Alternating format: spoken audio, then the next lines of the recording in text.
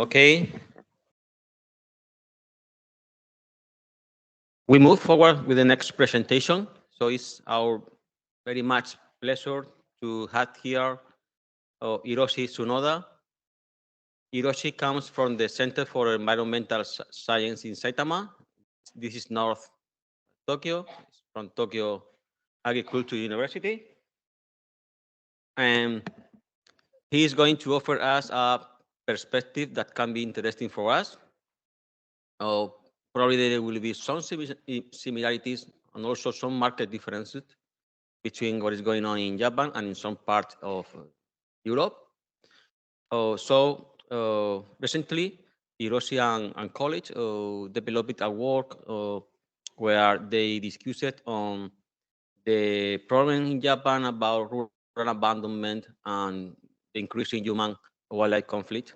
So we were interested in that, and we decided to invite him to tell us about. He's also going to explain how wildlife monitoring is structured in Japan. Well, we are willing to listen to you, Hiroshi. Thank you very much for being here. Thanks. Thank you. I'm so happy and honored to join this meeting today. Thank you very much, Harkin and all members of the ENETWILD for my invitation.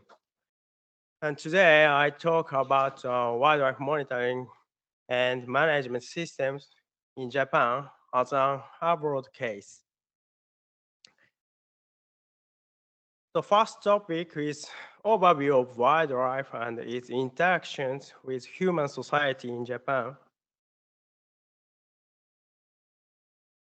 Originally, we have the 6 native large mammals, 3 large carnivores, and 3 large ungulates.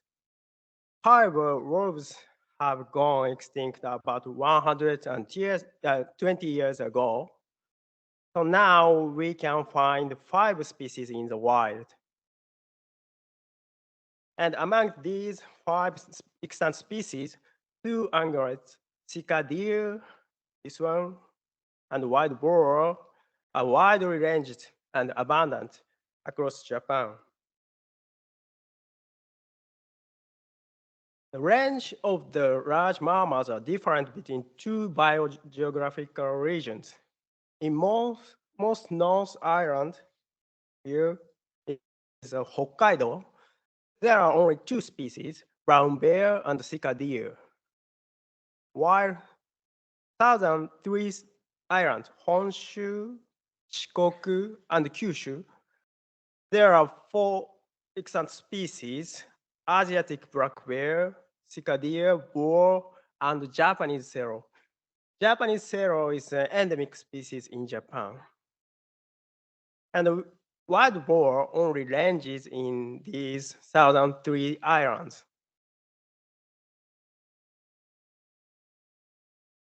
These are the spatial distribution maps of sika deer and wild boar. The darker green was the oldest records of faunal inventory at national scale, published in 1978. And the newest ones are red in 2020. For the past 4 decades, both species have gradually expanded their ranges. And this is economic costs by wild animals. Economic costs of crop breeding by wildlife have ranged from 15 billion to 25 billion Japanese yen. It's 15 billion Japanese yen is about 100 million euro. And among the all animal species, sika deer, blue, and wild boar, red, have made the first and second most agricultural damages, respectively. And currently, intrusions into urban and human settlement areas by wild mammals are often reported. The center case is a case of young male deer intruded into urban core of Tokyo. And in some cases, property damages and human attacks by those animals occurred. And similarly, in Hokkaido, northmost island, not only deer, but also brown bear often intrude to urban areas of Sapporo. That is the largest city of the island, holding about 2 million people. And in mountainous regions, the density of the sika deer have increased, probably over the carrying capacities. In those regions, natural vegetations were degraded owing to their intense browsing pressures. These photos show comparisons of forest floors between outside and inside of deer-proof fences. Commonly, understory vegetations were mostly disappeared outside of the fences. And degradation of understory vegetations due to deer browsing pressure broadly affects various forest animals. For example, forest rodents or fauna and terrestrial invertebrates through trophic cascades. So the second topic is a historical background and current situations of human and wildlife conflicts in Japan. This is a predicted image of historical changes in human-wildlife interactions in Japan. Here, I show you 4 different color lines that are representing the human population, land use changes, and hunting pressures, and wildlife. The blue is human population changes. In the beginning of 17th century, total population was only 10 million people. However, populations have increased gradually for past 4 centuries and peaked at 120 million people in 2010. However, after that, it has started the depopulation at national scale. And brown dots is around modifications by humans. According to the human population increasing, both deforestation and burning were broadly done and changed into agricultural fields in mountainous regions. These land modifications had kept in mid of 20th century. However, owing to the rural depopulations, many croplands have been abandoned currently.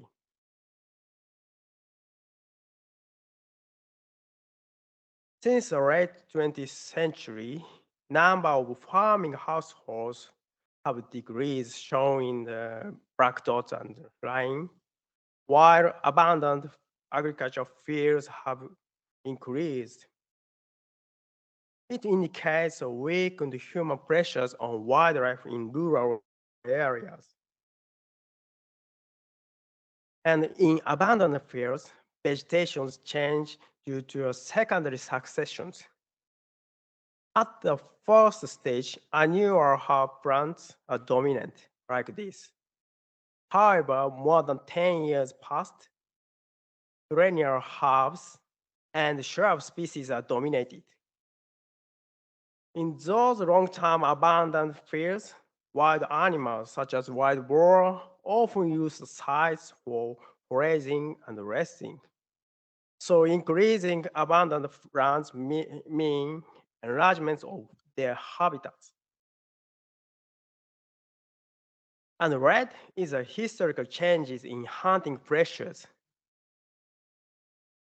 In this period, under the feudalism of shogun and samurai system, hunting was completely banned for public. So hunting pressures were very, very limited in this period. However, the late of 19th century, the feudalism was collapsed and transitioned to democratic society system. And after these social changes, hunting was fully opened for public, and public hunting pressures may drastically increase.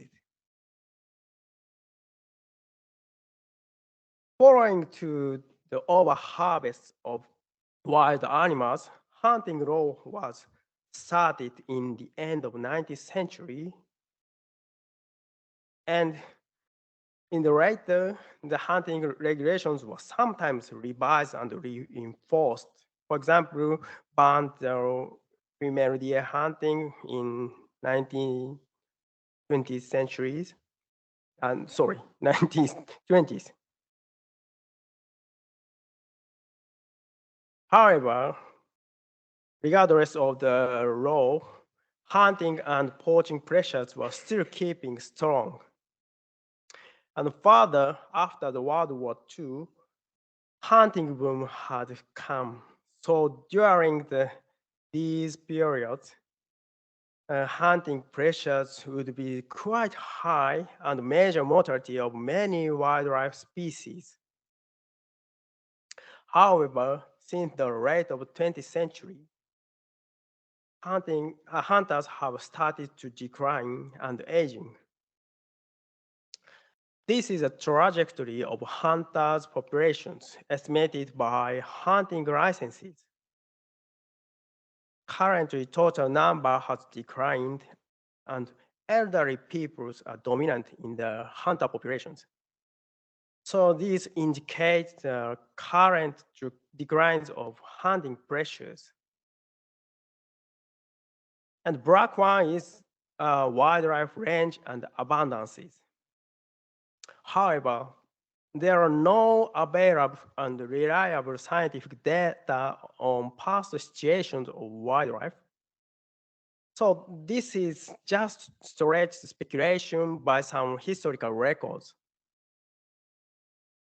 Since human pressures increased, wildlife would be suppressed and the range and their abundances decreased until the mid of the 20th century. And during these periods, human-wildlife conflicts would be very small and maybe limited in some small areas of Japan. However, since the late of the 20th century, wildlife ranges has gradually recovered, and then human-wildlife conflicts have also expanded.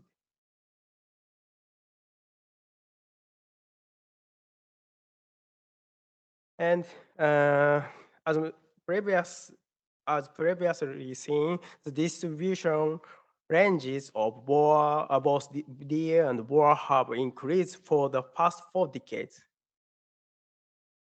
And for the same period, crop raiding by wild ungulates have increased at the national scales.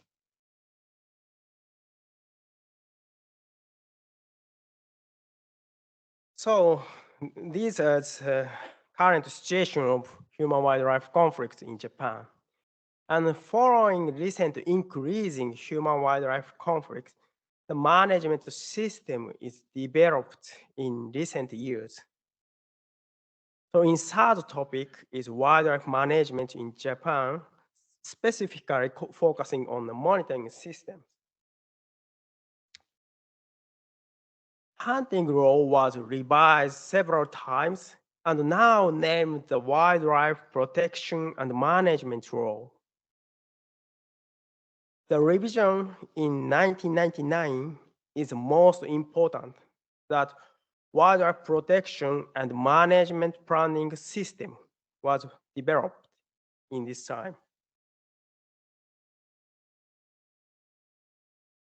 And the wildlife protection and management planning system is mandatory for all prefectural governments. The conservation or protection plan is only for the threatened or endangered species, for example, raptors or cranes, while management plan is for species that conflict with humans. For example, deer and boar, cormorant, bears, and macaques. But here I only talk about the management plans specifically on the ungulate species. The main objective is to decline the human-wildlife conflict, and the goal, last goal, a final goal is is sustainable coexistence between human and wildlife. And in this system, scientific monitoring and adaptive management systems is introduced. And three management principles are suggested as practical tool to solve human-wildlife conflicts. That is damage prevention, population control, and habitat management. And this is a typical monitoring structure in Japan. The prefectural administrative is the planner and coordinator of all the planning system. And they collect all monitoring data.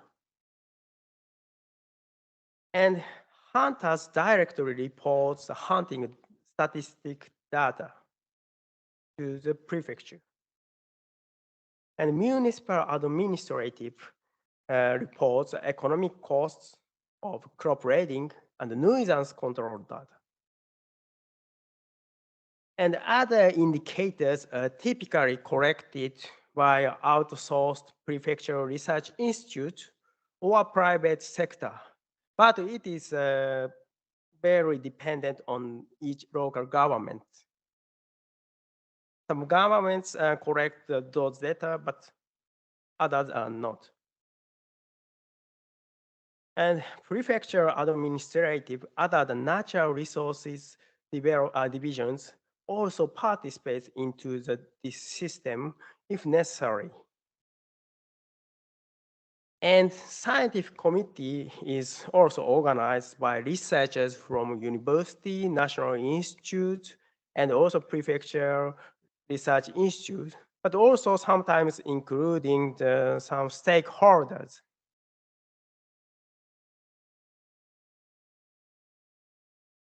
The role of scientific committee is to evaluate and make advices for monitoring plan and the results. And finally, all data are shared with the Ministry of Environment of national governments. And this is a monitoring contents. Monitoring the hunting statistics is a basic and mandatory for all prefectural government. The basic monitoring unit is the 5-kilometer grid size and coded with unit ID, because distinct hunting areas are absent in Japan. This would be different from European countries. And all hunters in the prefecture need to report their hunting activities directly to the prefectural administrative every year. Hunters need to report how many days did they go to hunting, and where did they go, and what did they do. I mean, which gun or traps they used. And from these data, hunting unit effort is calculated for each hunting unit. And further, sighting observations and catches of all animal species are also reported by hunter in each hunting unit. sighting observations per unit efforts, called SPUE, is used as an indicator of relative abundances. And total catches per unit effort, called CPUE, is used to assess the effectiveness of population control.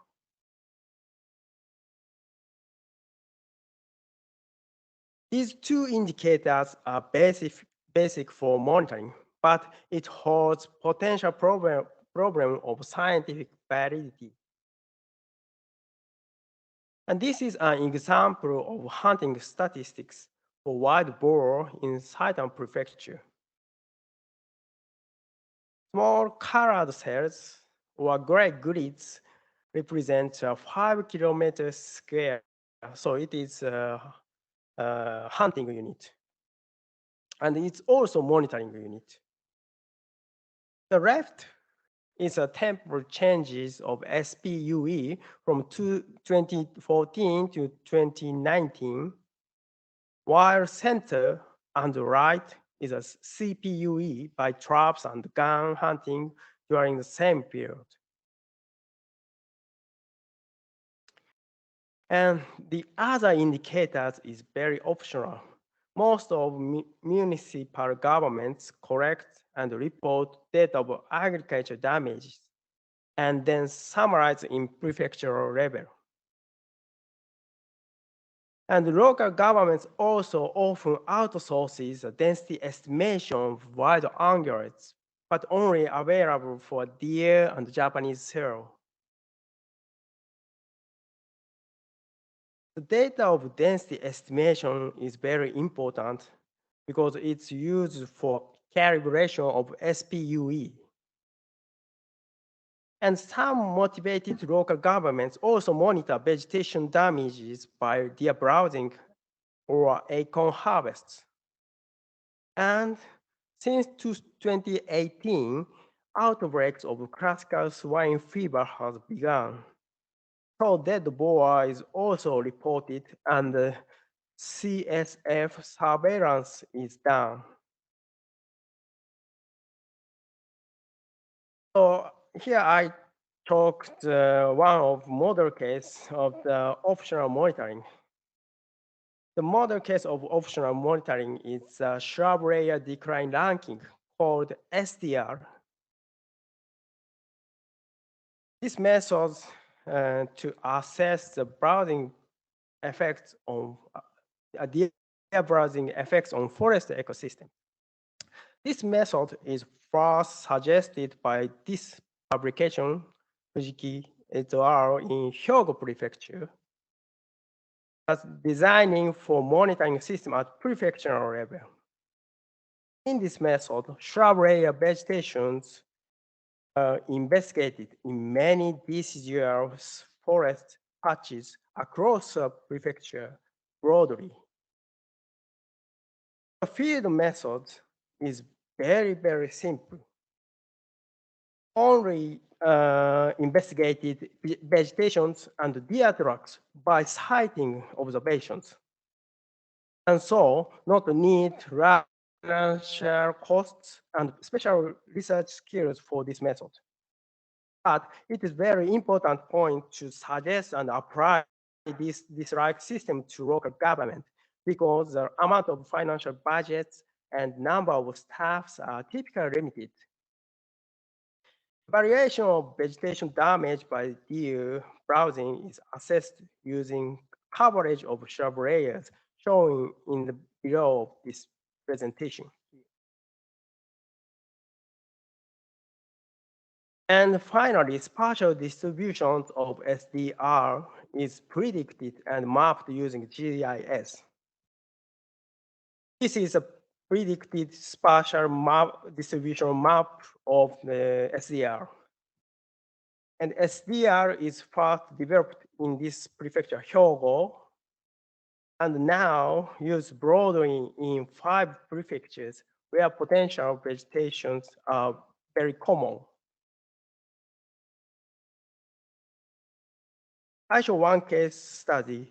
In Gift Prefecture, since 2013, the SDR monitoring has started. That is my own original work, and I have originally planned and coordinated this project when I was in Gifu University. And then interactions between SPUE, that is deer population related abundances, and SDR are checked in parallel in the prefectural deer management plan. The both indicators are high. For example, for SPUE, it's a darker gray zone, and the red zone for SDR. It means high priority for deer population control. And it can promote the decision making in deer population control strategy for forest ecosystem, for restoring forest ecosystems. However, there are some problems of management system. The goal is a sustainable coexistence between human and wildlife in the plan. However, regional eradication of deer or boar populations is often suggested in some plans. But they are native species. And owing to the shortage of financial budgets or financial supports in the local government, hunting statistics are only collected in some regions. And it is not enough, but it is not enough for scientific evaluation. And many local governments have bias toward population control in the management plan. This is the estimated population trends of sika deer and wild boar at national scale by harvest-based modeling with Bayesian inference approach. Owing to the intensified population control program promoted by national government, their estimated abundances have started to decline several years ago. However, the interactions between population trends, population declines, and changes of agricultural damages cost or forest vegetation restoration have not been assessed yet. So it is a very big problem now in Japan. And further, it raises concerns of over-harvesting of wild boar. Boar abundances have drastically declined by outbreaks of classical swine fever. But the intensified population control program has still been ongoing, as shown in orange bar.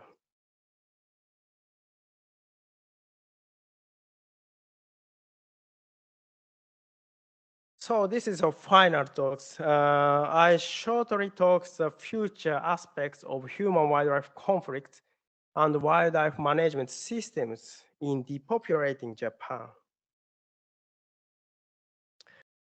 According to the data from National Research Institute, Japanese population will keep declining for the next 5 decades. Now we have 120 million people, but in 2070, here, the national populations will decline to 86 million people.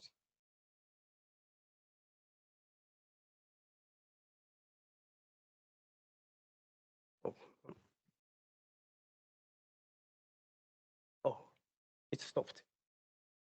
Oh.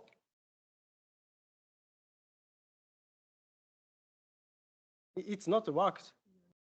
We're not seeing the same. Sorry. I need to back. Right.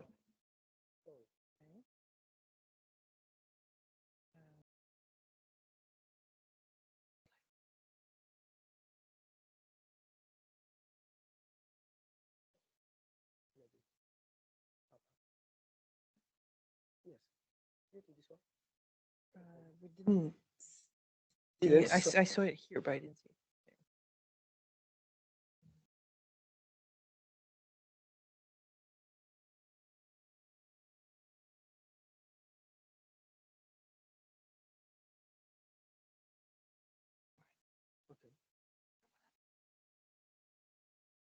I'm sorry. So, start again. Specifically in rural areas, it raises concern for increasing non-residential settlements. Indeed, several mountainous hamlets were non-residential and abandoned, as seen in these photos. And this is predicting map in spatial distribution of population changes in 2050. The relative population changes from 2010 to 2050 is shown in this map. Most of the regions were depopulated, and dark green areas represent the non-residents in 2050 that will reach more than 20% of all rural settlements. And these changes will accelerate passive rewilding processes and recovery of wildlife animals owing to declines of human pressures at national scales.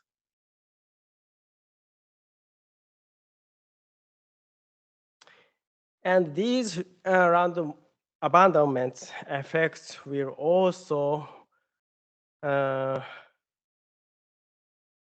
affect the practices in wildlife management. And this photo is forestry road, but old one that was abandoned and now reforested in Yamagata Prefecture. Maybe you cannot understand where is a forest road.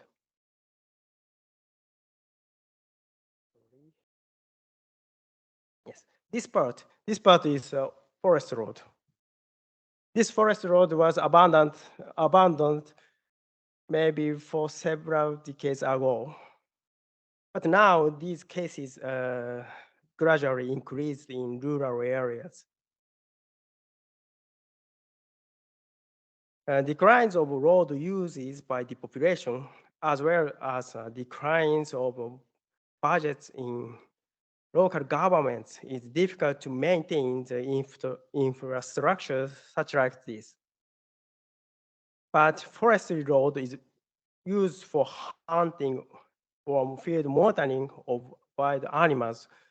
So these like infrastructures were abandoned, and the monitoring system is very affected.